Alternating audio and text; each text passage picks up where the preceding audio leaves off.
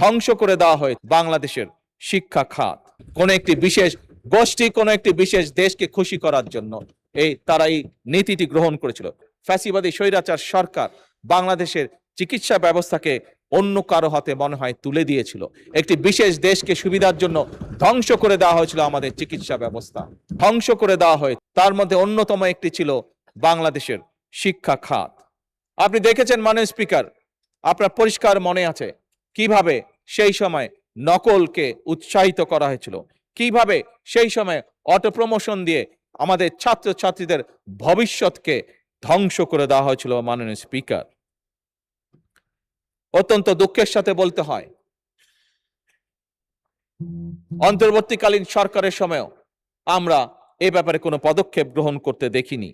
মাননীয় speaker, Egypt, সেখানে একটি বিশ্ববিদ্যালয়ে লেখা আছে, যদি কোনো জাতিকে ধ্বংস করতে হয় তাহলে তার শিক্ষা ব্যবস্থাকে ধ্বংস করে দাও। মাননীয় স্পিকার, আমার কেন জানি মনে হয় এই বাক্যটিকে স্বৈরাচার, ফ্যাসিবাদ স্বৈরাচার মনে প্রাণে গ্রহণ করেছিল কাউকে খুশি করার জন্য। মাননীয় স্পিকার, কোন একটি বিশেষ গোষ্ঠী, কোন একটি বিশেষ দেশকে খুশি করার জন্য তারা এই নীতিটি গ্রহণ করেছিল। মাননীয় স্পিকার, বর্তমান সরকার সম্পূর্ণভাবে এটির বিরোধী এবং দেশের ভবিষ্যৎ প্রজন্মকে সঠিকভাবে শিক্ষা দেওয়ার জন্য, দেশের ভবিষ্যৎ প্রজন্মকে ভালো শিক্ষার নিশ্চয়তা দেওয়ার জন্য, দেশের ভবিষ্যৎ প্রজন্মকে যারা গড়ে তুলবেন সেই সকল শিক্ষকদেরকে সুন্দরভাবে সঠিক ভালো ট্রেনিং দেওয়ার জন্য সকল উদ্যোগ বর্তমান সরকার গ্রহণ করেছে।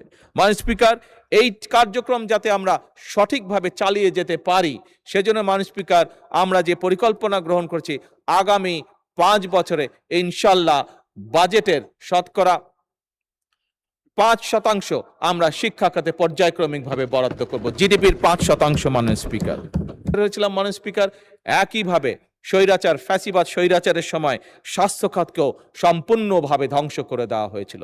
মাননীয় স্পিকার, বলতে দ্বিধা নেই, আমার স্ত্রী যেহেতু একজন চিকিৎসক, আমার আশেপাশে যে কোনো ভাবেই হোক, সে কারণেই হোক, বহু চিকিৎসক আমার আশেপাশে আছেন, আমার পরিবারের মধ্যেই হোক, পরিবারের আশেপাশে হোক, সবার থেকে যে ধারণাটা আমি পেয়েছি মাননীয় স্পিকার, বলতে দ্বিধা নেই যে স্বৈরাচার, ফ্যাসিবাদী স্বৈরাচার সরকার বাংলাদেশের চিকিৎসা ব্যবস্থাকে অন্য কারো হাতে মনে হয় তুলে দিয়েছিল।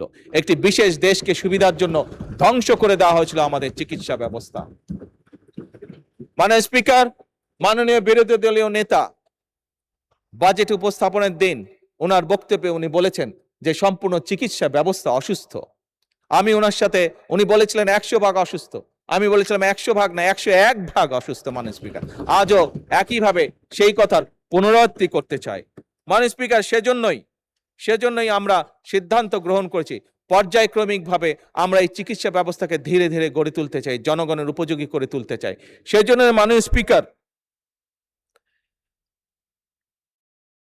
এই চিকিৎসা খাতকে গড়ে তোলার পাশাপাশি জনগণ যাতে সুবিধা পায় সেজন্যই মাননীয় স্পিকার আমরা